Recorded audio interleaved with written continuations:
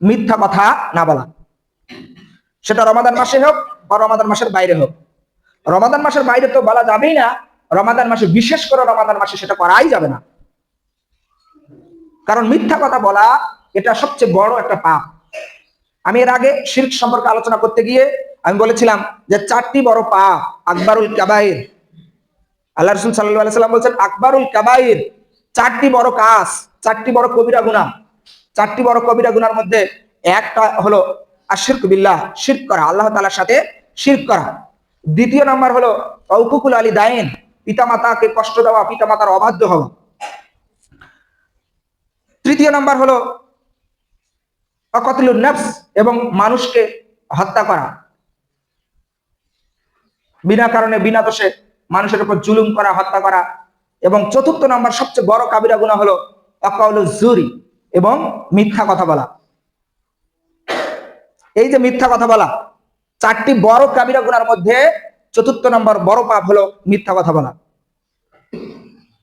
আল্লাহ রাসূল সাল্লাল্লাহু আলাইহি সাল্লাম বলছেন, আবু হুরায়রা রাদিয়াল্লাহু তাআলা আনহু বর্ণিত, তিনি বলেন, আল্লাহ রাসূল সাল্লাল্লাহু আলাইহি সাল্লাম বলছেন, মান লাম ইয়াদা কাওলা জুরি, মিথ্যা কথা বলা থেকে যে ব্যক্তি বিরত থাকতে পারে না, তার না খেয়ে থাকা আল্লাহ তাআলার কাছে কোনো যায় আসে না। যে ব্যক্তি রমাদান মাসে মিথ্যা কথা এবং খারাপ কাজ থেকে নিজেকে বিরত রাখতে পারে না, তার না খেয়ে থাকা, তার বিরত থাকা আল্লাহ তাআলার কাছে কোনো যায় আসে না। তাই আমাদের বারবার লক্ষ্য রাখতে হবে আমরা যেন রমাদান মাসে অথবা রমাদান মাসের বাইরে মিথ্যা কথা বলা থেকে বিরত থাকতে পারি।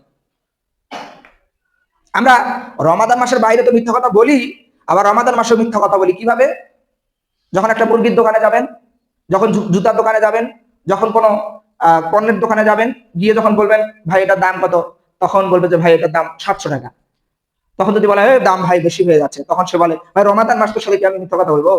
অথচ ওইটার দাম অনেক কম, যে আমার কেনাই আছে, রমাদান মাস হিসেবে বলতেছি, আমার কেনাই আছে, আমার এটা 600 টাকা কেনা আছে, 100 টাকা লাভ নিব না? মানে এরকম রমাদান মাসের দোহাই দেয়, দিয়ে বলে রমাদান মাস কি আমি তোর সাথে মিথ্যা কথা বলবো? রমাদান মাসে কি আমি ফাজলামি করবো?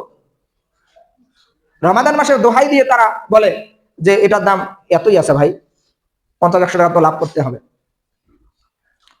আমরা রমাদান মাসে এবং রমাদান মাসের বাইরে যে কোনো সময় মিথ্যা কথা বলা থেকে দূরে থাকবো।